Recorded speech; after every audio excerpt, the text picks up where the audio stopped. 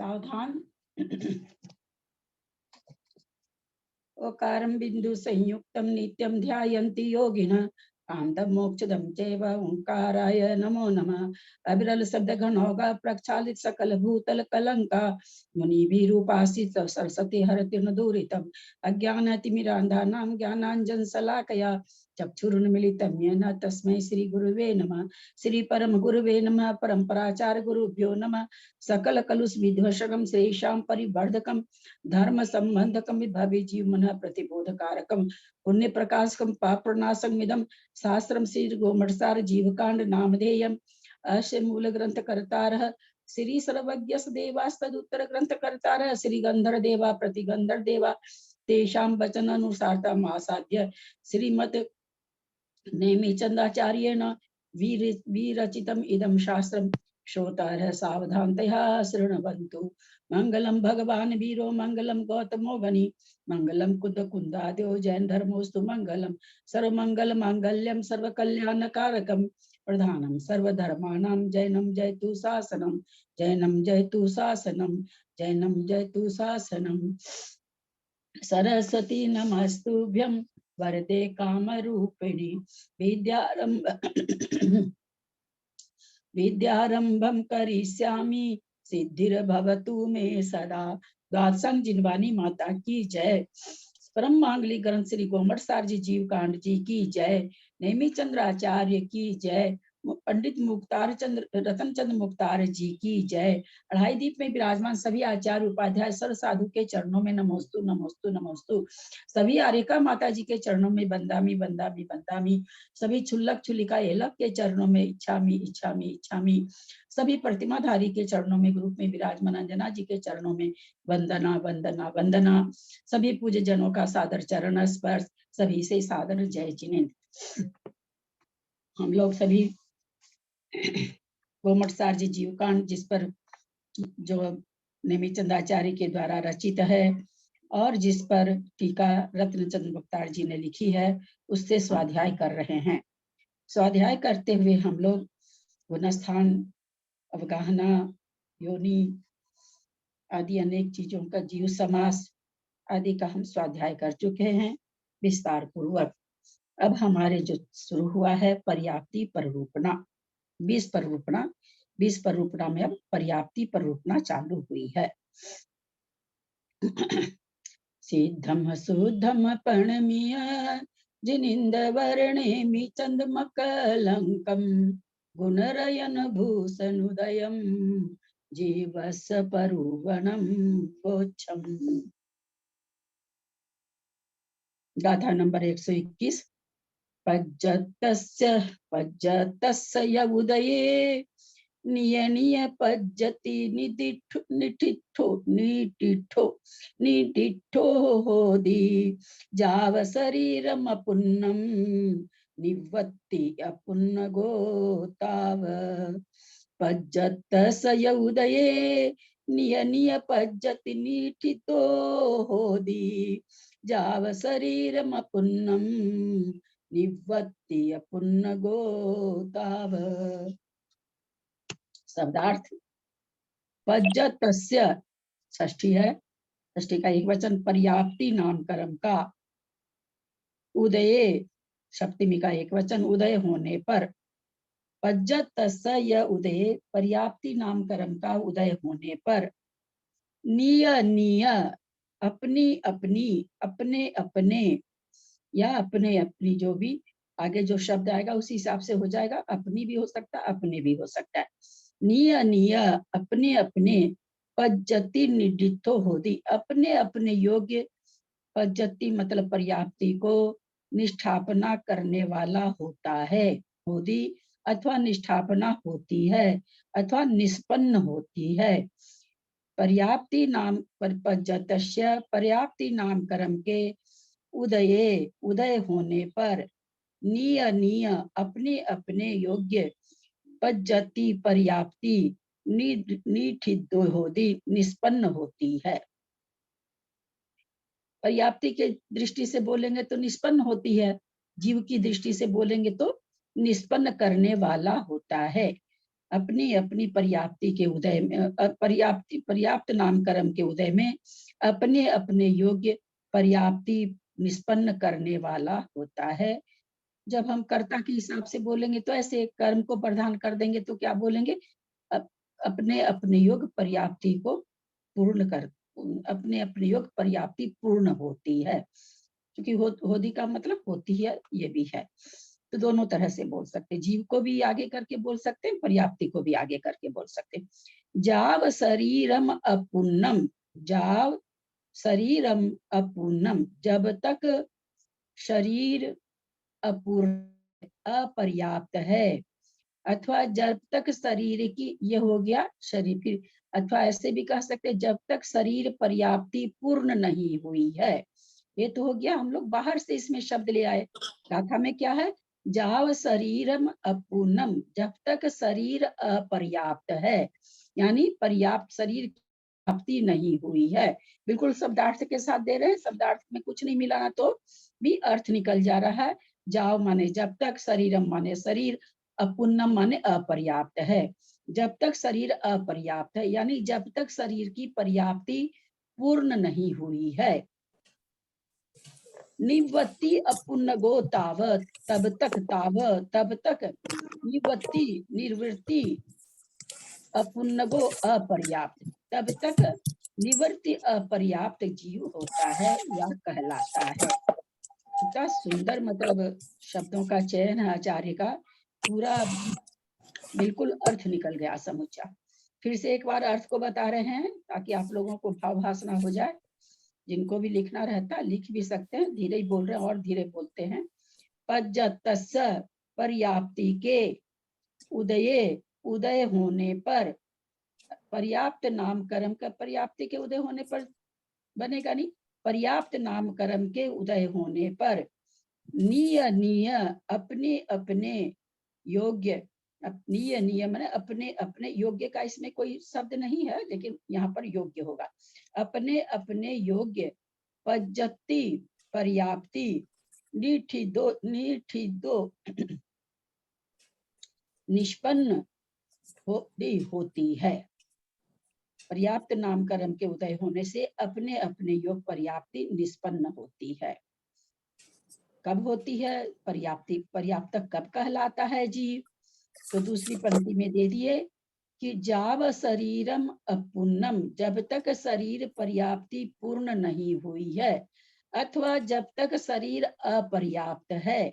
शरीर पर्याप्ति जब तक अपूर्णम माने पूर्ण नहीं हुई है, अथवा शरीर पर्याप्ति शरीर अपूर्ण है, अभी शरीर की पर्याप्ति पूर्ण नहीं हुई है, ताव तब तक निवृत्ति अपूर्णगो, निवृत्ति माने निवृत्ति, अपूर्णगो माने अपर्याप्त, तब तक निवृत्ति अपर्याप्त जीव रहता है।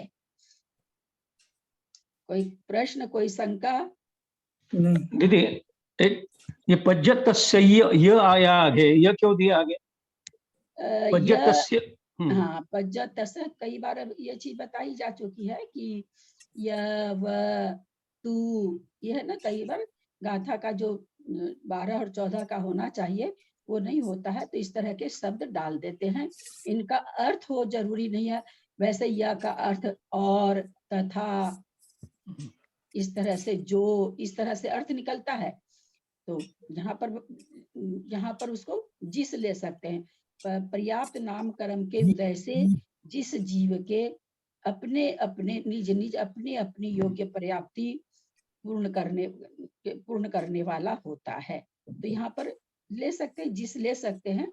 और ऐसे यह है, तू है, तो है, तथा है, इस तरह के ही है, ऐसे शब्दों का जरूरी नहीं रहता है उसमें अर्थ हो ही, पर यह का अर्थ ऐसे और होता है, भी होता है, ऐसे कई अर्थ होते हैं प्राकृत भाषा में। पर्याप्त आप लोग कोई पढ़ें? मैं पढ़ूं? पढ़िए। पर्याप्त नाम कर्म का उदय होने पर, अर्थात जिस जीव के पर्याप्त नाम कर्म का उदय होता है, वह अपने अपने योग्य पर्याप्तियों को निष्पन्न करने वाला होता है। जब तक अर्थात जितने काल तक शरीर पर्याप्ति पूर्ण नहीं होती, तब तक यह जीव निर्वृत्य पर्याप्तक रहता है। कुछ विशेषार्थ। प्रश्न नहीं होगा यहाँ तक? सबको समझ में आ रहा होगा? किसी को भी कुछ पूछना है तो पूछ सकते हैं। चलिए आगे चलिए। विशेषार्थ, जिस जीव की सर्व पर्याप्तियां नियम से पूर्ण होगी, उस जीव के पर्याप्त नाम कर्म का उदय होता है। पर्याप्त नाम कर्म का उदय होने पर जब तक शरीर पर्याप्ति पूर्ण नहीं होती, उतने काल तक अर्थात आहार व शरीर दोनों पर्याप्ति काल तक अथवा अंतर मुहूर्त काल तक यह जीव निर्वृत्य पर्याप्तक रहता है। एक प्रश्न योग। है, आप लोग कुछ ये सब समझ रहे हैं इसलिए प्रश्न का उत्तर देंगे। उन्होंने कहा कि जब तक पर्याप्ति पूर्ण नहीं होती तब तक निवृत्ति अपर्याप्तक वह जीव रहता है। और इस जीव को नामकरण कौन सा उदय में है? पर्याप्त नाम कर्म का उदय है। पर्याप्त नामकरण है। और है क्या ये जीव? निवृत्ति अपर्याप्तक। कैसे घटाएं दोनों चीज? दोनों बात तो सत्य नहीं हो सकती। उसकी पर्याप्तियां पूरी तो होंगी लेकिन अभी नहीं हुई है, इसलिए निवृत्ति हाँ पर्याप्तक है। ठीक है, जब तक निवृत्ति पर्याप्तक है तो अब हम कह रहे हैं जीव को पर्याप्त नाम कर्म का उदय है, दूसरी तरफ हम कह रहे हैं ये चीज नहीं प्राप्ति हुई है तो निवृत्ति अपर्याप्तक है। तो इसको कैसे बैठाएं? दोनों कर्म तो उदय में हो नहीं सकते। नाम कर्म खोजेंगे तो पर्याप्त नाम कर्म है, अवस्था खोजेंगे तो अपर्याप्त अवस्था है ना? अपर्याप्त निवृत्ति अपर्याप्त अवस्था कैसी? चूंकि हम लोगों ने जाना है अपर्याप्त नाम कर्म दो तरह का, एक लब्ध पर्याप्तक, एक निवृत्ति अपर्याप्तक। तो ये जो अपर्याप्तक है ये उसकी अवस्था है। अभी आगे वो पर्याप्तक बनेगा। नाम कर्म तो पर्याप्तक ही है, पर भाई पर्याप्तक है तो निवृत्ति पर्याप्तक क्या हुआ? ये उसकी एक अवस्था है पर्याप्ति पूर्ण करने पहले की। ये कोई नामकर्म नहीं है, ये जीव की अवस्था है। ठीक है, समझ में आई बात? हाँ जी। योग तीन प्रकार का है। उपपाद जैसे योग। कोई जीव पर्याप्ति करने से पहले ही चला जाता है तो उसको क्या बोलेंगे? उसको पर्याप्त नामकर्म का उदय नहीं। जीव जो आप जो चीज कह रही हैं, पेट में गर्भ में बच्चा मर जाता है ना? हाँ। पर वो तो पर्याप्ति पूर्ण कर चुका। हमको तो जब पता चलता 2 महीने का बच्चा होता है या पौने, तो वो टेस्ट करने से पता चलता। अपने को तो पता भी नहीं चलता। टेस्ट करते हैं आजकल, चल गया है टेस्ट, पहले तो इतना था भी नहीं तो पता चलता। यानी ऐसे पता नहीं रहता कि पेट में बच्चा है। उस पर्याप्ति अंतर्मुहूर्त में पूरी कर लिया ना। जैसे ही योनि स्थान पर जीव आया वहां अंतर्मुहूर्त में पर्याप्ति तो पर्याप्तक ही कहलाएगा। अच्छा ठीक है। अंतर्मुहूर्त के बाद जीव पर्याप्तक ही कहलाएगा, बाहर आने के बाद नहीं कहलाएगा। पर इसीलिए जो अनुव्रत दिलाए जाते हैं 8 वर्ष अंतर्मुहूर्त के बाद, वो अंतर्मुहूर्त कौन सा है? पर्याप्ति पूर्ण करने वाला। 8 वर्ष के बाद दिलाए जाते हैं। तो 8 वर्ष कब से पर्याप्तक हो जाएगा? तब तो अपर्याप्त से थोड़ी, तो पर्याप्ति अंतर्मुहूर्त में करता है। तो इसलिए किसी को अनुव्रत दिलाते तो कहते या अपने सत्संख्या अनुयोग द्वार पढ़ रहे थे तो जगह जगह अपन कम कर रहे थे कि इतना कम करें, इतना सब जगह आ रहा था 8 वर्ष अंतर्मुहूर्त, 8 वर्ष अंतर्मुहूर्त। तो अंतर्मुहूर्त में पर्याप्ति हमको आपको पता ही नहीं चलता है। गर्भ में बच्चा आ भी गया, पर्याप्ति भी पूर्ण कर लिया और वो एबॉर्शन भी हो गया। कई बार लेडीज लोग को पता भी नहीं चलता है। जैसे मान लीजिए 10 दिन मेंस का टाइम 8 तारीख 18 तारीख हो गया, तो हम लोग तो ऐसे ही समझ लेते हैं उस 18 तारीख में ऐसा भी हो सकता है कि बच्चा पेट में रहा हो और फिर वो 10 दिन के बाद में निकल जाता हो। ऐसा भी हो सकता है अगर रहा हो तो। किसी और कारण से चढ़ रही अलग बात है, कई बार अपने लोग का आगे पीछे होता वो एक अलग कहानी है। पर अगर उसमें बच्चा भी हो सकता है, 10 दिन का बच्चा हो सकता है पेट में। अच्छा, ये कल है ना, एक आपने ये बताया था ना, ये 2 मिनट 40 सेकेंड में आन पान प्राप्ति पूर्ण हुई, चौथी लाइन में कल वाले में। कि आन पान प्राप्ति कौन सी होती है? श्वासोच्छ्वास, उसी को आन पान कहते हैं। अच्छा, श्वासोच्छ्वास। श्वासोच्छ्वास। प्रणाम आंटी, एक बात पूछना था। अभी आप बताए निर्वृत्ति प्राप्त अवस्था है, ऐसे हम लोग पहला सूत्र मतलब इसका 118 नंबर श्लोक पढ़े थे, पर्याप्ति का पहला श्लोक, तो उसमें पर्याप्ति और अपर्याप्ति दो प्रकार के जीव बताए। फिर अपर्याप्त का दो भेद बताए, निर्वृत्ति प्राप्त और लब्ध पर्याप्त। तो आप अभी ये अवस्था बता रहे और पर्याप्ति नाम कर्म का उदय बोल रहे हैं। अपर्याप्त जीव, सुनो बहुत अच्छा, हमने अभी ये कहा ना, शायद तुम नहीं सुनी, अपर्याप्त नामकरण है ना, एक हुआ अपर्याप्त नामकरण। तो अपर्याप्त नामकरण का उदय किसको? लब्ध पर्याप्तक को। एक हुआ अपर्याप्तक, तो अपर्याप्तक दशा लब्ध पर्याप्तक की भी है और निवृत्ति अपर्याप्तक की, दोनों की अपर्याप्त अवस्था दोनों की अपर्याप्तक है। एक है जो पर्याप्ति पूर्ण करेगा, जिसको कहा जाए पर्याप्त नामकरण के साथ है। एक वो है जो पर्याप्ति पूर्ण नहीं करेगा, उसको अपर्याप्त नामकरण का उदय है। मतलब नाम कर्म का कौन सा उदय पूछे में, तो निर्वय प्राप्ति को ले प्राप्तक नाम कर्म का उदय है। पर्याप्तक नामकरण, निवृत्ति अपर्याप्तक भाई कौन सा नामकरण? तो पर्याप्तक नामकरण है। लब्ध पर्याप्तक कौन सा नामकरण है? तो अपर्याप्तक नामकरण। और अवस्था दोनों में एक ही होगी, अपर्याप्तक अवस्था ही होगी। चाहे लब्ध पर्याप्तक हो, अपर्याप्तक है। हाँ, एक की छूटेगी अपर्याप्तक अवस्था, एक की छूटेगी नहीं, बस इतना ही अंतर है। अवस्था दोनों की अपर्याप्तक है। ठीक है, हाँ चलिए आगे करिए। योग तीन प्रकार का है, उपपाद योग, एकांतानुवृद्धि योग, परिणाम योग। उत्पन्न होने के प्रथम समय में उपपाद योग होता है। उत्पन्न होने के द्वितीय समय से लेकर शरीर पर्याप्ति से अपर्याप्त रहने के अंतिम समय तक एकांतानुवृद्धि योग होता है। पर्याप्त होने के प्रथम समय से लेकर आगे सर्वत्र परिणाम योग होता है। निर्वृत्य पर्याप्तक को के परिणाम योग नहीं होता, किंतु एक मत यह भी है कि सर्व पर्याप्तियों के पूर्ण होने पर जीव पर्याप्त होता है। एक भी पर्याप्ति के अपूर्ण रहने पर अपर्याप्तकों में परिणाम योग नहीं होता। अब देखिए, हम लोग कई बार करते हैं ना, मैं आचार्य श्री का 25 साल पहले का वीडियो सुनिए, ऑडियो सुनिए तत्वार्थ सूत्र पर, उसके बाद 5 साल के बाद का सुनिए, तो बहुत सारी चीजें डिफरेंट मिलती है। अब देखिए, पहला भी धौला का है कि शरीर पर्याप्ति पूर्ण होने पर जीव पर्याप्तक कहलाता है, और ये भी धवला पुस्तक से ही है। एक मत यह भी, यानी ये दो मत कहाँ से चले यार? वीरसेनाचार्य के सामने भी ये दो मत थे। हम पहले आप लोग को समझा चुके हैं, कल पर्याप्ति की बात जब चालू हुई कि भाई शरीर पर्याप्ति पर पर्याप्ति पूर्ण करते मानते हैं, और कुछ आचार्य छाव पर्याप्ति होने पर पर्याप्तक मानते हैं। लेकिन ये प्रभामान कौन सा सिद्धांत है? शरीर पर्याप्ति पूर्ण होने पर जो पूर्ण मानते हैं। जैसे होता है भाई 100 आदमी है, 100 आदमी में 80 आदमी उसको मानते हैं, 20 आदमी इसको मानते हैं, तो प्रवाहमान उसको कहते हैं। जो जो जो ग्रंथ में आगे चलायमान रहेगा, जिसके अनुसार आगे आगे के सिद्धांत बनेंगे, वो प्रवाहमान होगा। तो इसलिए प्रवाहमान तो यही है कि शरीर पर्याप्ति अगर हो गई तो नियम से चूंकि सारी पर्याप्ति पूर्ण करेगा, तो वहीं पर कुछ आचार्य उसको पर्याप्तक मान लेते हैं। कुछ छाओ पर्याप्ति के पूर्ण होने पर जिसकी जितनी पर्याप्ति हो, 4 हो, 5 हो, 6 हो, उत्तम मानते हैं। ये चीज हम पहले भी आप लोग को बता चुके, वही चीज यहाँ पर कह रहे हैं।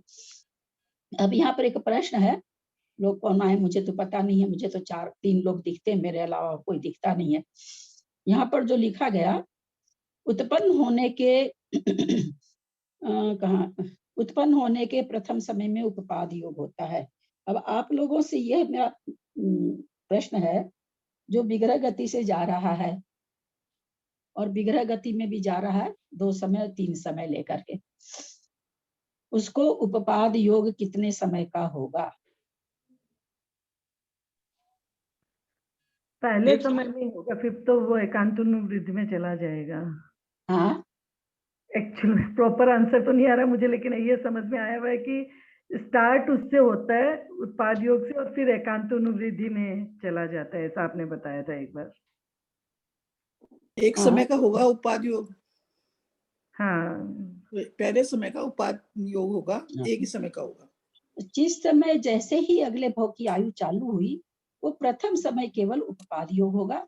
उसके बाद एकांतानुवृद्धि शुरू हो जाएगी। चाहे वो विग्रह गति में 2 समय रहे, विग्रह गति में 3 समय रहे, कितना भी समय, इससे बेसी समय तो रह भी नहीं सकता, चौथे समय में पर्याप्तक बन जाता है। तो उपपाद योग, लेकिन उपपाद यानी जिस समय उपपाद हुआ उस समय वो कितनी चंचलता से हुआ, तो उपपाद योग उसको कहते हैं जिस समय बिल्कुल वो अगली पर्याय के लिए, अगली पर्याय उसकी शुरू होने जा रही है, अगला भोग की आयु शुरू होने जा रही है, उसका पहला समय, बस एक ही समय का होता है उपपाद योग। इससे हमको कोई मतलब नहीं वो विग्रह गति से जा रहा है कि ऋजु गति से जा रहा है। इसका विग्रह गति से जा रहा है, ऋजु गति से जा रहा है, इस चीज, इसका असर उपपाद योग में क्या पड़ेगा। देखिए कितना तर्कना से आप लोग को हम पढ़ाते हैं, आप लोग कोई भी प्रश्न नहीं करते हैं, मैं खुद ही तर्कना देती हूँ, खुद ही उत्तर देती हूँ, जो कि प्रश्न आप लोगों का आना चाहिए। ये सब जघन्य उत्पाद होगा और उत्कृष्ट उत्पाद होगा। यदि वो विग्रह गति से जाता है तो उत्कृष्ट उत्पाद योग बनेगा, और रुजु गति से जाता है तो जघन्य उत्पाद योग बनेगा। और लोग बोले उपपाद योग तो पहले समय में ही हो जाएगा और गति वो बाद में होगा। हम ये पूछे हैं आप लोगों से, कोई जीव विग्रह गति में जा रहा है, विग्रह गति से यानी 1, 2 समय 3 समय लगा रहा, विग्रह गति मतलब मोड़े वाली गति, और कोई जीव ऋजु गति से जन्म ले रहा है, दोनों के उपपाद योग में कुछ अंतर होगा क्या? दोनों का एक समय का ही है, तो हम लोग अभी समझ लिए इसके जस्ट पहले। उपपाद योग में, मैं बोलूं उपपाद योग में कोई फर्क नहीं होगा, लेकिन रुजु गति से जो जा रहा है उपपाद मतलब एक समय में वो पर्याप्त हो जा रहा है, तो उसका एकांतानुवृद्धि जो है वो नहीं होगा, डायरेक्ट परिणाम योग चालू। नहीं, ये नहीं पूछा मैंने, ये नहीं पूछा मैं। यहाँ पर ये उपपाद योग जो हो रहा है ऋजु गति से जाने वाले का और विग्रह गति से जाने वाले का, एक समय का जो उपपाद, चिंतन करिए, मैं जो बोलती हूँ मैं बहुत अंदर का प्रश्न लाके खड़ा करती हूँ। उपपाद योग जो 2 जीव जा रहे हैं, एक जीव मरा और वही ऋजु गति से वही का वही जन्म ले लिया, है ना, जन्म तो उपपाद तो वही होता है। एक विग्रह गति से जा रहा है तो रास्ते में सीधा जा रहा है, फिर ऐसे हो रहा है, फिर ऐसे मोड़ा ले रहा, यानी एक मोड़े से जा रहा है, एक बिना मोड़े के जा रहा है। तो दोनों के उपपाद योग में एक ही समय का उपपाद योग है दोनों को, इसमें कोई दो मत नहीं है। दोनों के उपपाद योग में कुछ अंतर होगा क्या, और अंतर होगा तो किसमें क्या होगा, किसमें कैसा होगा, आप लोग को बहुत बार बताए हैं। मेरी बहना सब तो जीव कांड भी पढ़ता है, इसमें योगों की चंचलता में फर्क आएगा ना, क्योंकि ऋजु गति से जाने वाले। मुझे आगम के परिप्रेक्ष्य में उत्तर चाहिए, ये अंतर आएगा, ये एक अलग चीज हो गया। आगम का उत्तर दीजिए कि हाँ जघन्य होगा, उत्कृष्ट होगा, दोनों का एक जैसा होगा, मध्यम होगा, जो भी आपको लग रहा है आगम का उत्तर दीजिए। ये तो अपने लोग को समझाने की बात होती है ना, जैसे मैं आप लोग को समझाऊं तो ये सब समझा सकती हूँ, भाई इसलिए ऐसा योग हो रहा है कि उसको चंचलता कम है, उसको चंचलता ज्यादा है, ये समझाने की बात हो गई है ना। दीदी ऋजु गति वाले के तो उत्कृष्ट उपवाद योग होगा और विग्रह गति के थोड़ा जघन्य में आएगा। और कोई बोले? यही मैं सोच रही थी कि जो वैसे मतलब मुझे ध्यान नहीं, आपने बताया तो मुझे जरूरत है। मेरे ख्याल से एक समय का ही, एक समय का ही है, लेकिन उत्कृष्ट होगा ऋजु गति वाले का उत्पन्न हो रहा है ना, जो विग्रह गति वाले का मीडियम मध्यम होना चाहिए, ये जघन्य होना चाहिए। मोड़े वाली विग्रह गति के प्रथम समय में तो जघन्य उपपाद योग होगा, और जो बिना मोड़े की ऋजु गति से सीधा जाएगा उसका प्रथम समय में उत्कृष्ट उपपाद होगा। पहली बात तो प्रथम समय बोल के कोई चीज ही नहीं है, उपपाद योग है ना, पहले समय में होने वाला उपपाद योग है। तो बहुत अच्छा उत्तर सुनीता जी जैन दिल्ली का भी, कि ऋजु गति से जा, उसको कितनी जल्दी है पहुंचने की। आप थोड़ा सा ना ये सब चीज लगाया करिए दिमाग में कि एक जीव यहाँ मरा, उसको कितनी जल्दी ऊपर एकदम सीधी गति से जाके जन्म ले रहा है, नेचुरली उसका उपपाद योग उत्कृष्ट पाया जा। उत्कृष्ट का मतलब सबसे उत्कृष्ट वाला नहीं, लेकिन जघन्य नहीं पाया जाएगा। है ना, जघन्य नहीं पाया जाएगा। उत्कृष्ट का मतलब सर्वोत्कृष्ट नहीं, विग्रह गति वाले से उत्कृष्ट पाया जाएगा। और विग्रह गति वाला तो आराम से सीधा जा रहा है, फिर तिरछा जा रहा है, फिर सीधा जा रहा है, आराम से जा रहा है, तो उसको जघन्य योग भी उसको उत्कृष्ट योग नहीं पाया जाएगा, जघन्य पाया जाएगा। जघन्य में एकदम जघन्य वाला नहीं लेना, लेकिन जो जघन्य की अपने लोग समझ सके ना, अजघन्य उत्कृष्ट ऐसे हम लोग समझ रखें, तो उसको जघन्य पाया जाएगा। और जो ऋजु गति से जाएगा उसको उत्कृष्ट उपाधि योग पाया जाएगा। क्योंकि हमने समझा उपाधि योग भी कोई एक तरह का तो है नहीं, उसकी भी बहुत कितना असंख्यात लोग प्रमाण भेद है, कोई भी उसको हो सकता है, कोई भी डिग्री का हो सकता है, किसी को मध्यम तो बहुत हो गए, जघन्य एक, उत्कृष्ट एक, लेकिन उत्कृष्ट का मतलब ये नहीं उत्कृष्ट वाला ही, ऋजु गति वाले से उसका जघन्य रहेगा। चलिए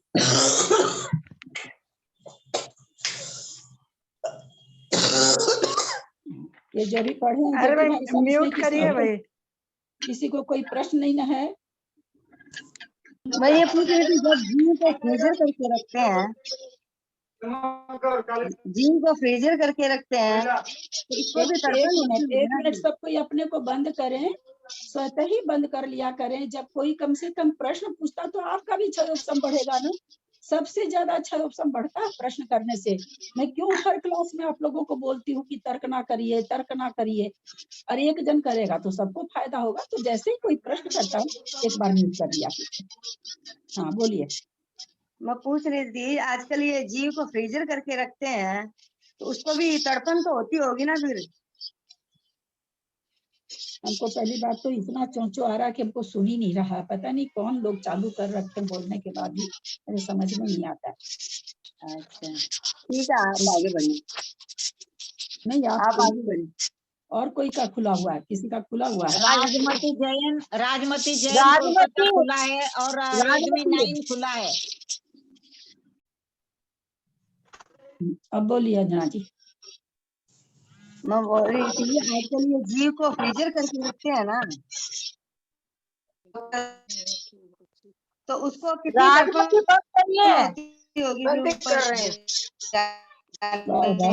कितने लोग का खुला है, कोई नहीं सुनने को तैयार है। चलिए अंजना जी खोलिए आप अपना। अंजना जी आप खोलिए, आपका मैंने म्यूट किया सबको, तो आपका भी म्यूट हो गया। आप खोलिए अपना, अंजना जी आप खोलिए अपना।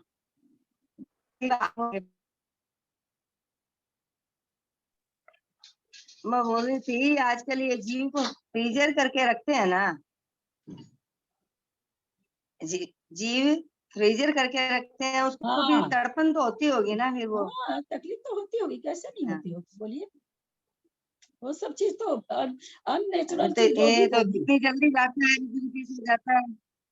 हाँ, अननेचुरल चीज तो जो भी होगी उसको तकलीफ होगी ना।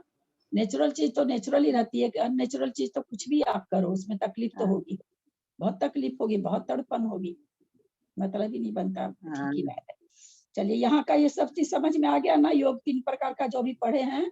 आंटी हमको एक बार योग समझाइए ना पूरा, हमको पहले नहीं समझा हुआ पूरा अच्छा से, मेरे को योग समझना तीनों। 3 तरह का योग बताया। योग मतलब समझती हो, आत्मा के प्रदेशों में परिस्पंदन होना। हाँ हाँ। तो उपाद योग जैसे ही कोई जीव मरते ही नई आयु चालू हो जाती है, तो उस समय मरते ही प्रथम समय में जो योग होता है उसको उपपाद का मतलब होता है जन्म लेना। इसलिए जन्म के प्रथम समय में जो आत्मा के प्रदेशों में जो चंचलता हुई, कहोगे कहाँ से हुई, कौन सा योग है वहां पर? कारमांस का योग है वहां, क्योंकि काया मन तो है नहीं, वचन है नहीं विग्रह गति में। जैसे ही कोई भी जीव मरा, किसके कारण योग हो रहा है? उपाद योग किसके कारण हो रहा है? योग होने के लिए तो मन वचन काय चाहिए, ये मेरे को अभी बोलते बोलते ध्यान आया। कर्मन योग दीदी अभी बोले आप? हाँ अभी तो बताया कर्मन योग के कारण योग की वजह से। अपने लोग क्या जानते हैं कि योग 3 कारण से होता है, या तो मनोयोग, या वचन योग, या काय योग। काय हम जानते हैं 5 प्रकार की होती है ना, औदारिक, वेकीरक, आहारक, कारमान और तेजस। अब रह गया कि हम लोग देखें औदारिक शरीर से कब हो रहा है, हम लोगों के औदारिक शरीर से हो रहा है। वेकीरक शरीर से योग मतलब काय की चंचलता, और उस चंचलता से आत्मा के प्रदेशों में परिस्पंदन होना। तो हम लोगों की आत्मा की परिस्पंदन किससे हो रहा है? अगर शरीर के माध्यम से देखें तो औदारिक शरीर के माध्यम से हमारे आत्मा में परिस्पंदन हो रहा है। कोई देव है, नारकी है, उनके आत्मा में परिस्पंदन कैसे होता है? काय से? तो वैक्रियक काय योग से होता है। जिस समय महाराज का, मुनि महाराज का आहारक पुतला निकलता है, उस समय मुनि महाराज के औदारिक शरीर होते हुए भी, ध्यान से सुनेंगे, ज्यादा ऊंचा स्वाध्याय हो जाता है। औदारिक शरीर होते हुए भी औदारिक काय योग नहीं होता है। आहार एक समय में एक ही योग होता है। जैसे ही आहारक शरीर निकला, पहले आहारक मिश्र काय हो गए, फिर आहारक काय योग होता है। औदारिक काय योग तब तक के लिए बंद रहता है जब तक कि वो शरीर आकर वापस मुनि महाराज में सम्मिलित नहीं हो जाए, तब तक आहारक काय योग होता। 3 योग ये हो गया। अगर 3 ही हम योग माने तो फिर भाई विग्रह गति में कहाँ योग होगा? मन है नहीं, वचन है नहीं, शरीर है नहीं, तो योग कहाँ से होगा? अब तेजस शरीर को तो योग में लिया नहीं, क्योंकि उसका काम क्या है? कांति बढ़ाना, पेट की भूख की ज्वाला आदि ठीक रखना, उसका तो ये काम है, तो उसका तो योग बनता नहीं है। तो उस समय कारमन शरीर रहता है और उसमें कारमन शरीर के द्वारा योग होता है। अब जैसे ही जीव जन्मा, ऋजु गति से जन्मा, तब तो तुरंत नौकर्म वर्गना ही ले लिया, यानी मिश्र का योग ही हो गया। वहां कारमन का योग उसके नहीं हुआ, तुरंत मिश्र का योग हो गया। लेकिन बस जैसे ही जन्मा, उस समय उसको एक समय का उपपाद योग उसको कहते हैं। उपपाद योग एक ही समय का होता है, चाहे वो 3 समय लेके जन्मे, चाहे 2 समय विग्रह गति बने, कुछ भी बने। तो पहले समय में उपपाद योग, उसके बाद से दूसरे समय से जब तक जिसकी जितनी पर्याप्ति है, 6 है, 5 है, 4 है, पर्याप्ति कम से कम 4 या 5 या फिर 6, हम लोग जान चुके हैं ये सारी पर्याप्तियां पीछे पेज में। तो जब तक पर्याप्ति नहीं पूर्ण होती तब तक एकांतानुवृद्धि योग होता है। एकांतानुवृद्धि योग का मतलब क्या होता है? एकांत से जिसमें वृद्धि ही पाई जाए। मतलब ऐसा नहीं है कि कभी तो कम हो, कभी बेसी हो। ऐसा क्यों होता है? क्योंकि उसको अपनी पर्याप्ति पूर्ण करनी होती है। तो किसी कार्य को जब हम करते हैं तो हमारा तो परिश्रम बढ़ेगा ना। मान लीजिए हम रोटी बेल रहे हैं, रोटी बेलते बेलते हम रोटी को पूरा नहीं करें, छोड़ दें, पूरा नहीं बेलें, छोड़ दें, हम थक गए, हम तो नहीं बेल पाएंगे, तो रोटी बिलेगी क्या? वो तो इतनी सी रह जाएगी। तो हमको लगातार, हमको भले आप बहुत जोर से बेलन मारे तो बहुत बढ़ गई, धीरे से बेलन मारे तो धीरे से बढ़ी, वो एक अलग चीज है, लेकिन आपको लगातार बेलन तो चलाना पड़ेगा। रोटी को पूरी अवस्था में लाने के लिए आपको कंटिन्यू बेलन तो चलाना पड़ेगा। तो उसी तरह पर्याप्ति पूर्ण करने के लिए उसको लगातार आत्मा के प्रदेशों में परिस्पंदन कराना पड़ रहा है, योग करना पड़ रहा है। अभी सारी पर्याप्ति शुरू किया, अब एक पर्याप्ति पूर्ण हुई, दूसरी पर्याप्ति पूर्ण हुई, तीसरी पर्याप्ति, हमने रोटी बेला, तवे पे डाला, फिर पलटा, फिर गैस पर सेका, ये सारी क्रिया करने के लिए हमको परिश्रम करना पड़ रहा है।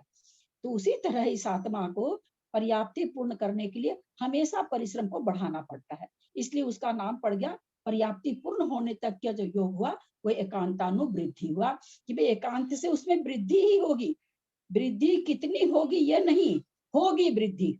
कभी 50 डिग्री बढ़ेगा, कभी 100 डिग्री बढ़ेगा, लेकिन होगी वृद्धि। जैसे हमें अभी बताया ना, कभी हम बेलन जोर से चलाए तो रोटी एक साथ बहुत बड़ी हो गई, कभी हमने धीरे से बेलन चलाया ऐसे करके तो रोटी थोड़ी सी बढ़ी।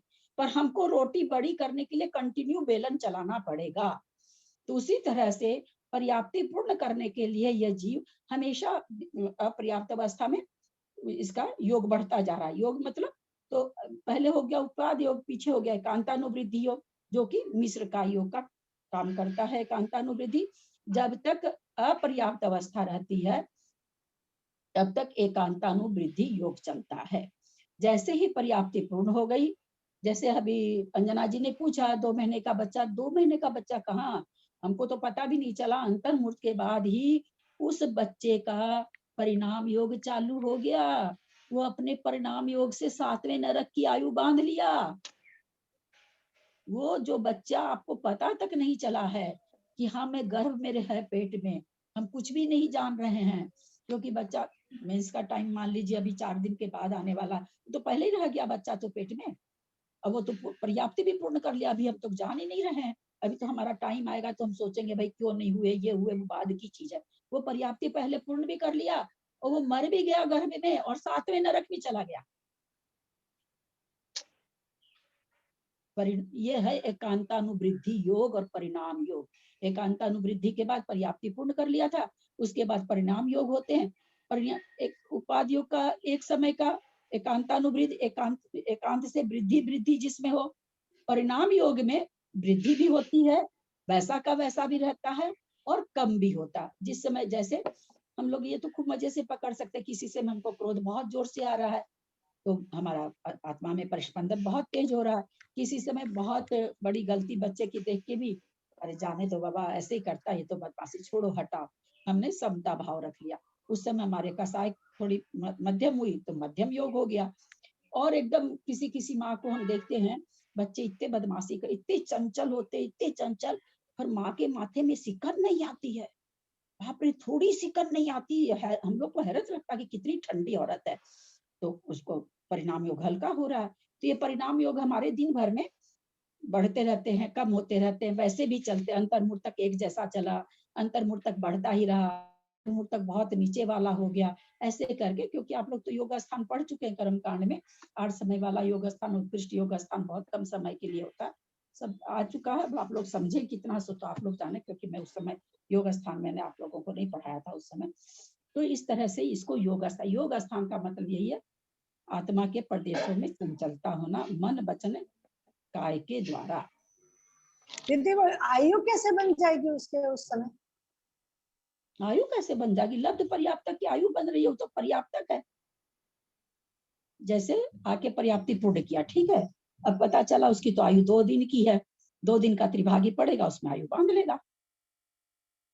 त्रिभागी तो आयु के हिसाब से पड़ती है ना।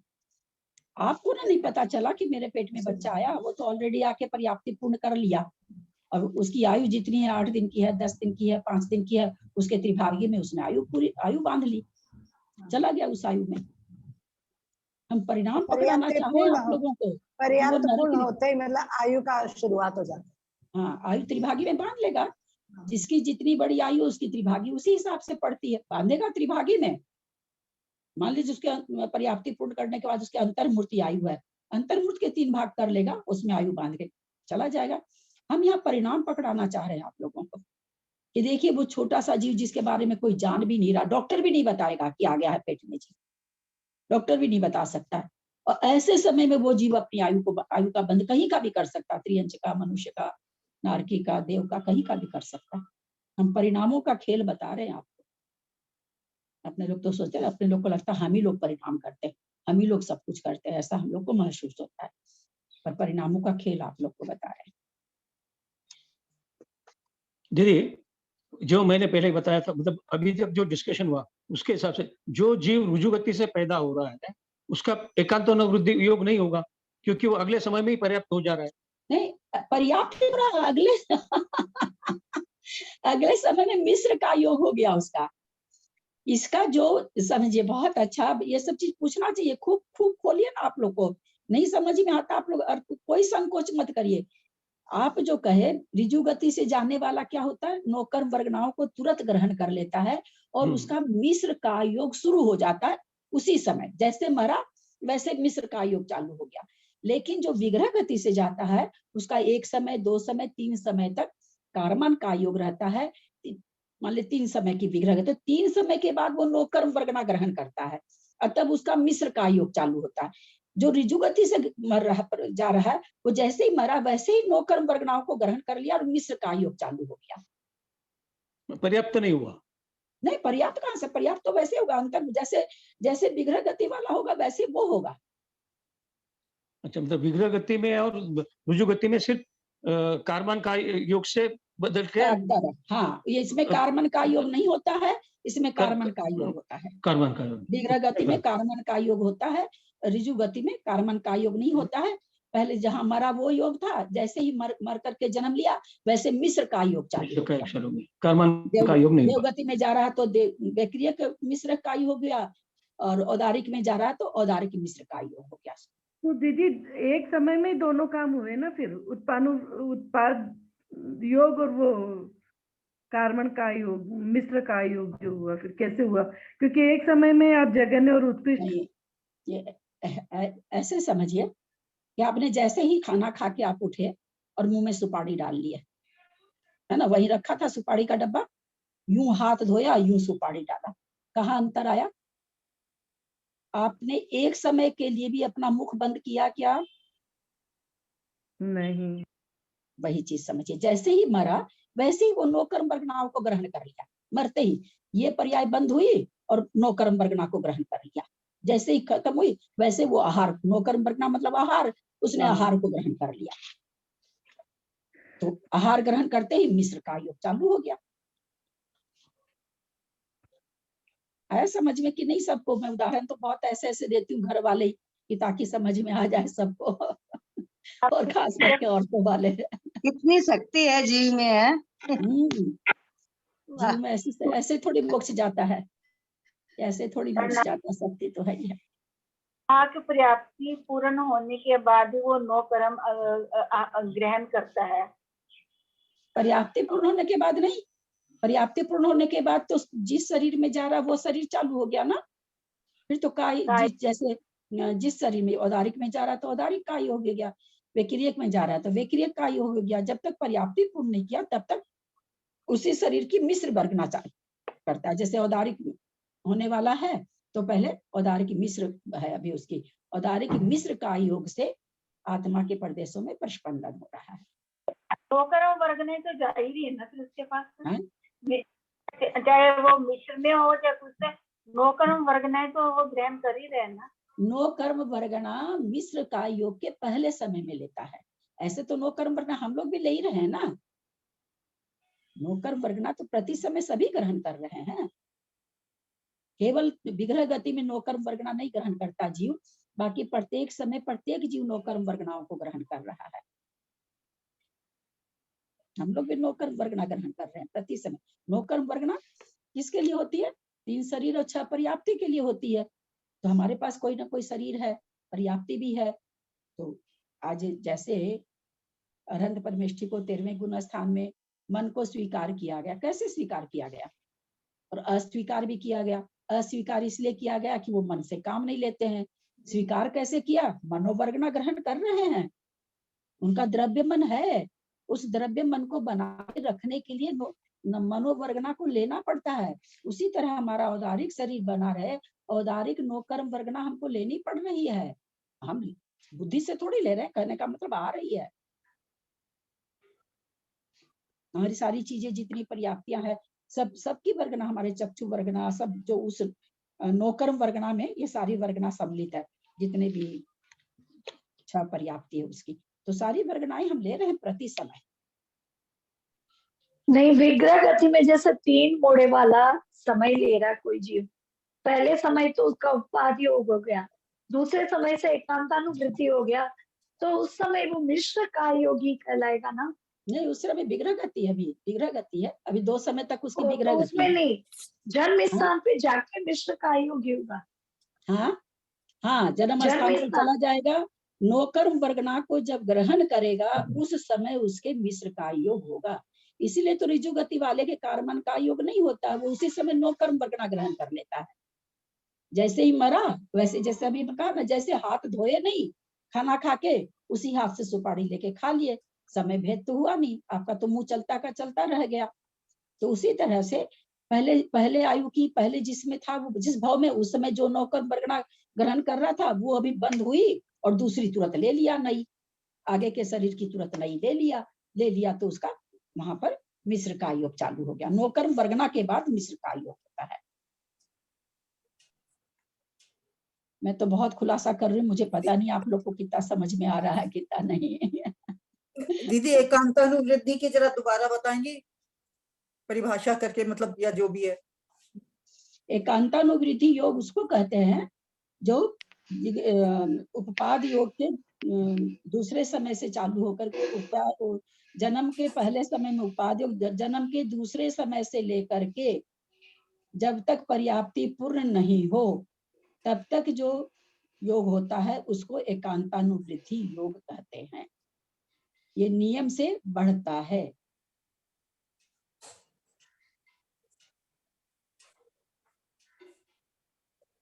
अगर इस योग का पीरियड भी इतना सही है, वो अंतर्मूर्त में पर्याप्ति पूरी करता है, तो उतनी देर ही एकांतानुवृत्ति है। पर्याप्ति पूर्ण होते तो परिणाम योग चालू हो गया फिर। बिल्कुल। इसका अपवाद कहाँ है? कितना बढ़िया से समझाए थे, देखें किसको याद है? कृष्णा जी को याद होना चाहिए। पर्याप्ति पूर्ण करने के बाद परिणाम योग होता है, इसका अपवाद कहाँ है? आयु कब बंद होती है? एकांतानुवृद्धि में होती है कि उत्पाद योग में होती है कि परिणाम योग में होती है? आयु का बंध एकदम आयु का बंध कब होता है? अभी तो आपने बताया परिणाम योग में होता है। परिणाम योग में होता है। तो ये तो हो गया बहुलता से कथन। अब एक अपवाद आप लोगों को बताए थे, किसको याद आ रहा है? पर्याप्तक जो है, कि पर्याप्ति पूरी पर्याप्तक, इसको चूंकि ये तो पर्याप्ति पूरी नहीं करता है, इसलिए इसके लब्ध पर्याप्तक अवस्था में ही आयु का बंध होता है। बहुत सुंदर। इसको परिणाम योग होता है कि नहीं? परिणाम योग तो होता है। एक नियम अकाट्य है, आयु का बंध जब भी होगा परिणाम योग से होगा। ये इसमें किंतु परंतु नहीं है, है ना? इसमें हम कुछ नहीं लगाएंगे, अपवाद नहीं लगाएंगे। लेकिन अपवाद कहाँ लगाएंगे कि भाई पर्याप्ति पूर्ण होने पर ही परिणाम योग होता है। ये कहाँ नहीं घट रहा है? लब्ध पर्याप्तक जीव के नहीं घट रहा, क्योंकि वो तो पर्याप्ति पूर्ण नहीं कर रहा है। तो केवल यहाँ पर एक अपवाद हो जाएगा कि नहीं, पर्याप्ति पूर्ण करने पर ही परिणाम योग होता है, ऐसा एकांत से नहीं घटेगा, क्योंकि लब्ध पर्याप्तक की तो पर्याप्ति पूर्ण नहीं होती।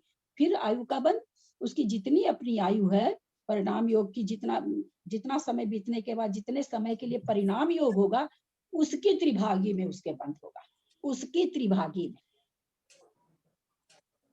तो परिणाम योग तो पाया गया ना वहाँ पे? हाँ, किसके त्रिभागी में दीजिए? परिणाम योग तो फिर अपवाद रूप में पाया ही गया ना, तो इसीलिए ना तो परिणाम योग में अपवाद आया ना। आयु का बंध हम कहे कि आयु के बंध में कोई अपवाद नहीं हो, परिणाम योग में ही बंधेगी जब भी बंधेगी। परिणाम योग के लिए आचार्य कहा कि पर्याप्ति पूर्ण होने के बाद जीवन भर परिणाम योग रहता है, और लब्ध पर्याप्तक के फिर परिणाम योग में बनती, इसका मतलब उसको परिणाम योग हो रहा है, और वो भी अपर्याप्त अवस्था में हो रहा है। तो इसमें अपवाद है केवल लब्ध पर्याप्तक जीवों के लिए।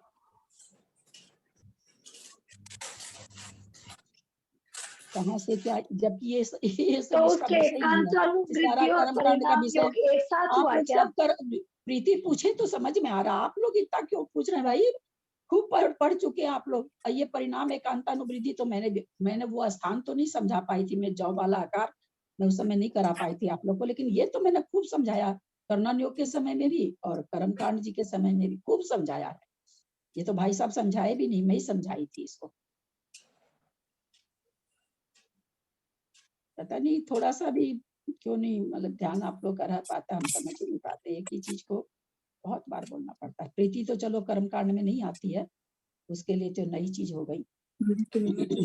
दीदी इसका मतलब मैंने ये समझा है, सही हो या गलत बताइए, कि कारमान का योग रुजु गति में होता है, ये रुजु गति में नहीं होता, केवल विग्रह गति में होता है।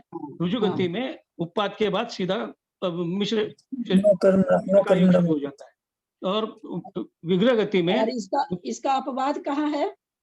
कारमान का योग केवल विग्रह गति में होता है, इसका अपवाद कहाँ है? इसमें देखिए याद आता है ना, इस तरह की कल्पना करके स्वाध्याय कराया जाता है ना, तब थोड़ा सा दिमाग में चीज आती है। अब पूछने से आप लोग को दिमाग में रिपीट हो गया ये चीज। तो जब केवली समुद्घात होता है, यद्यपि वहां पर विग्रह गति नहीं है, लेकिन कारमान का योग है। बहुत अच्छा, चलिए आगे बोलिए, आप कुछ बोल रहे हैं? नहीं समझ में। और किस प्रीति समझ में आया क्या? हाँ आंटी समझ में आया। हाँ, और किसी को कुछ पूछना है? अंजना जी नहीं समझ में आए तो पूछिएगा, संकोच मत करिएगा, आप प्रतिमाधारी अपनी जगह है, शास्त्र स्वाध्याय अपनी जगह है।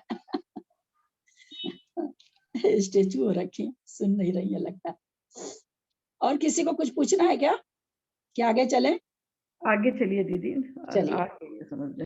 चलिए भाई साहब नीचे से पढ़िए। जो जीव जो जीव नरकों के दुखों से अत्यंत पीड़ित होकर नरक में आकर मनुष्य में उत्पन्न हुआ है, उसके औदारिक मिश्र का योग का काल अल्प होता है, क्योंकि उस समय उसके योग की बहुलता देखी जाती है।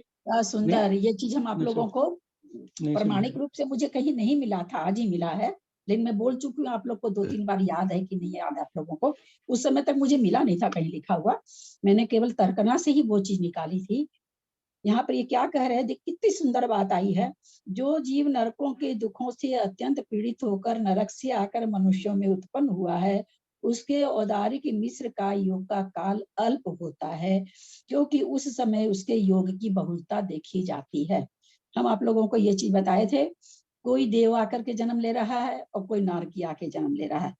नारकी के सारे योग उत्कृष्ट पाए जाते हैं, देव के सारे योग जघन्य पाए जाते हैं। मस्ती से आ रहे हैं, सुख भोग के आ रहे हैं, देवांगनों के संभ्रम के आ रहे हैं।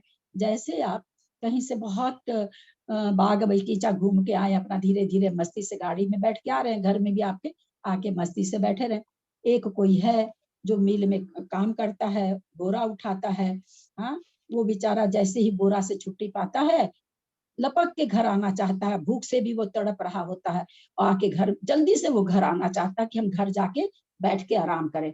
और आप तो ऑलरेडी बाग बगीचा में घूमते हुए आराम ही करते हुए आ रहे थे।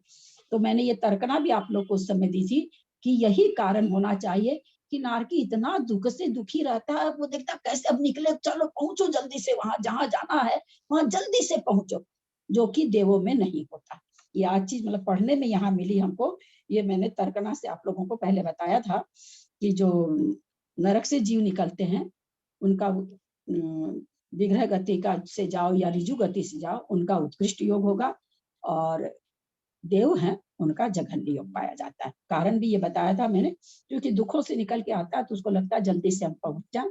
देव तो सुख से मरते ही आते हैं। उसको वो दुख याद थोड़ी रहते हैं, मरते ही तो सब भूल जाता है जीव, उसको दुख याद थोड़ी रहते कि मैं नरक से आ रहा हूँ। जो आदमी कोमा में चला जाता है उसको क्या याद रहता है, आप बता सकेंगे क्या? बताएंगे क्या आप मंजू पर जी? अपन ये तो बोलते हैं ना कि अपने को पिछला बहुत बात करते मंजू मरते जी, ही भूल जाते हैं अपन। यहाँ सर्वज्ञ की वाणी है, यहाँ आप सर्वज्ञ की वाणी को आप अपने ज्ञान से तोलोगे तो कैसे होगा? नहीं, मैं ज्ञान से मैं नहीं तोड़ रही, मैं तो बोल रही हूँ कि ऐसे कहा जाता है ना कि मरते ही अपन सब भूल जाते हैं पिछला, न मरण का दुख याद, न जन्म का दुख याद। मरण का दुख याद नहीं, जन्म का दुख याद नहीं, लेकिन होता होगा नरक से निकलते समय जीव के साथ में सारे वैसे कर्म बंधे रहते होंगे, होती है वो बुद्धि पूर्वक थोड़ी भाग के आता है, वैसा पाया जाता है उसको, योगों की चंचलता पाए। मरते समय भी वो वहां से निकलना बहुत, नरक में तो क्या प्रति समय निकलना चाहता रहता है, निकलना चाहता किसी समय निकला तो उसका तो निकला भी तो उत्कृष्ट योग से ही निकल रहा है, तो वही चीज बनी रह जाती होगी। ये बात भाभी एक बार ना विद्यासागर महाराज ने प्रवचन में अब से 10-12-15 साल पहले बताई थी। बिल्कुल यही बताया था उन्होंने कि जो नरगति से जो जीव आता है, मतलब आता है, कहना होता चाहे वही समय, लेकिन जो है वो जो है उससे उत्कृष्ट उससे आता है, और देवगति जो आता है वो जगन्य से आता है, वो धीरे धीरे आता है। ये विद्यासागर महाराज के प्रवचन में आया था। हाँ, वो आप तो उनका सुने हैं, मेरा तो मैं तो अपने उससे निकाली कि ये योग कैसे कैसे घटता होगा, किस जीवों में कैसे घटता होगा, अपने मन में निकाली ये चीज। कोई त्रियंच है और वो इतना दुख सहा, इतना उसको पेला गया, इतना उसको इंसान पेला है, इतना मारा है उसको, इतना मारा है, मारते मारते वो संजोग से मर गया, मारते मारते में मर गया। और वो कितने जघन्य योग, उत्कृष्ट योग से मरा वो त्रियंच, उसका वही योग तो बना रह जाएगा। मैं ये चिंतन करके निकाली मैं कि एक है कि हम लोग खूब मजे से घूम फिर के आते हैं, घर में आके भी खूब रिलैक्स रहते हैं एकदम। ये कि जो बाहर मजदूर खूब खट के आता है, वो घर आके ऐसे जल्दी से बैठना सा चाहेगा, पत्नी बोलेगी भी पानी ला दूं तो कहेगा नहीं, थोड़ा सा मेरे को सांस लेने दो, उसके बाद पानी देना। और हम लोग तो सांस लेते लेते आते हैं, हम लोग को क्या सांस लेना, जो घूम फिर के आता है खूब बाग बगीचा, उसको क्या सांस लेना, वो तो सांस लेते हुए आ रहा है। इससे मेरा यह चिंतन गया कि नरक से जो निकलता होगा उसका योग उत्कृष्ट होता होगा, जो देव से निकलता होगा उसका योग जघन्य होता होगा, मस्ती से झूमता हुआ आता होगा। तो सुख भोगते अभी उसको उस जीव के बहुत सारी चीज क्या होती है, आज हम लोगों को जो कर्म का फल वगैरह मिला, हम थोड़ी कुछ जान रहे हैं, सब अनकॉन्शियस लेवल पर सारी चीज पड़ी हुई है, सब अपने आप हो रहा है। तो वो देव भी सुख भोगते हुए, सुख उसकी आत्मा वैसे ही सुख से निकलते हुए आ रही है, एक की आत्मा तड़पते हुए निकल के आ रही है, दोनों में अंतर हो जाता है। योग अपने से थोड़ी कोई कर रहा है, बुद्धिपूर्वक करता ना, तब आप ये चीज घटाते कि भाई मरने के बाद क्या करेगा, क्या पता है उसको, वो अपने आप स्वतः ही वैसा होता है। दीदी इसको वैसे लेंगे क्या कि जैसे पंखा बंद कर देते हैं उसके बाद भी थोड़ी देर चलते रहता है, चलते वैसे रहता है। उसी तरह हाँ, से वही करते हैं मैं ना, चक्के का बोल रही संस्कार, थी। हाँ, गट्टी संस्कार छोड़ बना भी रहता है। देते हैं ना, चलाते चलाते गट्टी चला छोड़ देते हैं तो भी वो चलती रहती है एक वही दो तो मिनट। कहते हैं, संस्कार है ना, वो एकदम तड़पते तड़पते मरा है। अब वो तड़पन उसकी विग्रह गति में बनी रहती है, एकदम उसी तरह से तड़पते हुए जा रहा है, क्योंकि उसकी संस्कार वैसे ही लेके आया। और देव तो झूमते झूमते रहता है, देवांगनाओं में मस्त रहता है, उसी मस्ती में वो चलते हुए आता है। बिल्कुल संस्कार भी घट जाएगा इसमें, बिल्कुल बहुत अच्छा से। मुझे आज ये पहली बार ग्रंथ में, छोटे मोटी चीज तो मैं कभी पढ़ती भी नहीं हूँ, बहुत अच्छा लगा मुझे इस ग्रंथ में पढ़ने मिल गया कि मैं बोलती थी लेकिन कहीं कहीं मन में धड़कन रहती थी कि मैं कुछ गलत तो नहीं बोल रही हूँ। बहुत अच्छा, बहुत अच्छी पंक्ति आई। अभी जो डिस्कस किया वही आगे आया है दीदी, पढ़ रहा हूँ। सुख से लालित पालित हुए तथा दुखों से रहित विमानवासी देव मरकर मनुष्य में उत्पन्न होने वाले औदारिक मिश्र का योग का काल दीर्घ होता है, आराम से पर्याप्ति पूर्ण करता है, आराम से, कोई हड़बड़ नहीं है उसको, वो तो सुख भोग के आया है। लेकिन जो नारकी आता है वो तो लगता है जल्दी से मैं बन जाऊं, तो वहां कोई वो बुद्धिपूर्वक नहीं सोच रहा, वैसा ही चूंकि संस्कार बस उसका कार्य हो रहा है।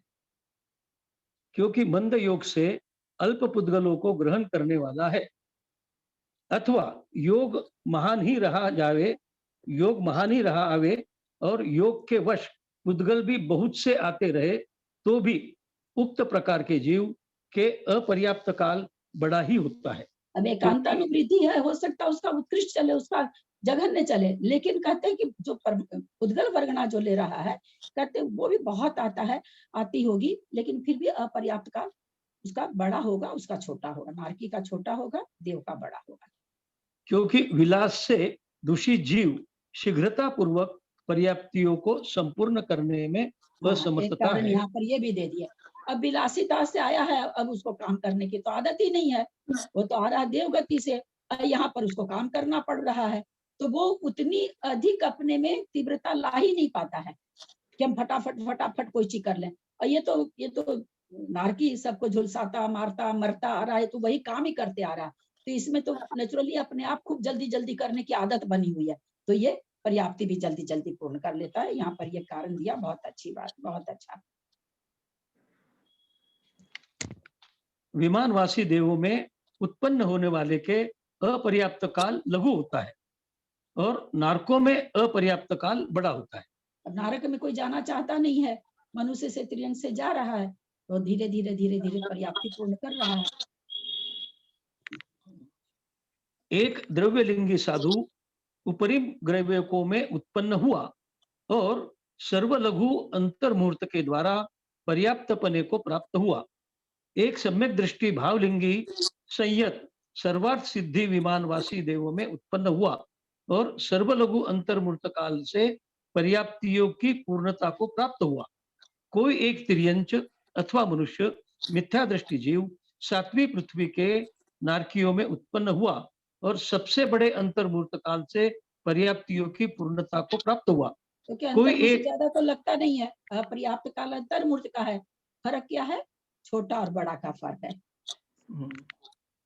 कोई एक बद्ध नरकायुष्क मनुष्य सम्यक्त्व को प्राप्त होकर दर्शन मोहनीय का क्षपन करके और प्रथम पृथ्वी के नारकियों में उत्पन्न होकर सबसे बड़े अंतर्मुहूर्त काल से पर्याप्तियों की पूर्णता को प्राप्त हुआ। दोनों के जघन्य कालों में और दोनों ही उत्कृष्ट काल असंख्यात गुणे हैं। सारी चीजें आपने असंख्यात गुणे, संख्यात गुणे हैं, संख्यात गुणे कर रहे हैं। समय हो गया अपने लोग का। एक मिनट इस पैराग्राफ को, इस दीदी इस पैराग्राफ को 1 मिनट क्लियर कीजिए ना वापस, ध्यान नहीं पड़ा, समझ नहीं आया इतना। इसको अभी लास्ट पैराग्राफ को। अब वो सर्व लघु काल सर्व उत्कृष्ट काल सबका निकाल रहे हैं ना, तो उसी में कह रहे हैं कि यद्यपि अंतर मूर्त काल सबका ही है, जघन्य भी है, उत्कृष्ट भी है, लेकिन जघन्य काल भी जब दो का जघन्य काल की अगर तुलना करेंगे तो जघन्य होते हुए भी कहते हैं दोनों की जघन्य में भी असंख्यात गुणे का अंतर है। उत्कृष्ट जहां हम बता रहे हैं, उत्कृष्ट में भी आपस में संख्यात गुणे का अंतर है। यही है यहाँ, यही चीज कहना चाह रहे, अल्प बहुत बताया और कुछ नहीं बताया इन्होंने, तो पूरा पैराग्राफ के हिसाब से तुलना करने के लिए।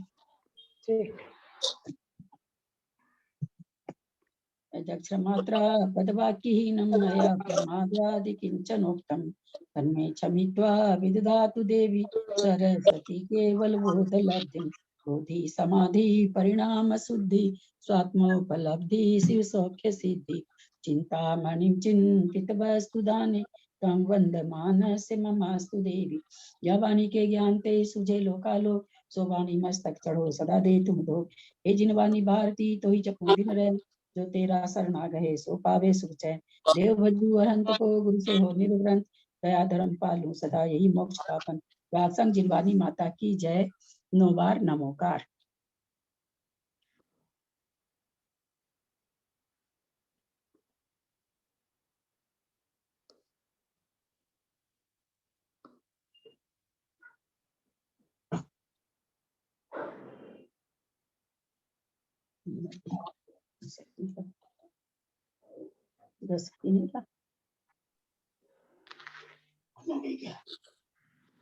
ललिता दीदी को चरण स्पर्श, अंजना दीदी को वंदना, बाकी सभी को प्रणाम। जय जिनेन्द्र। जय जिनेन्द्र सबको।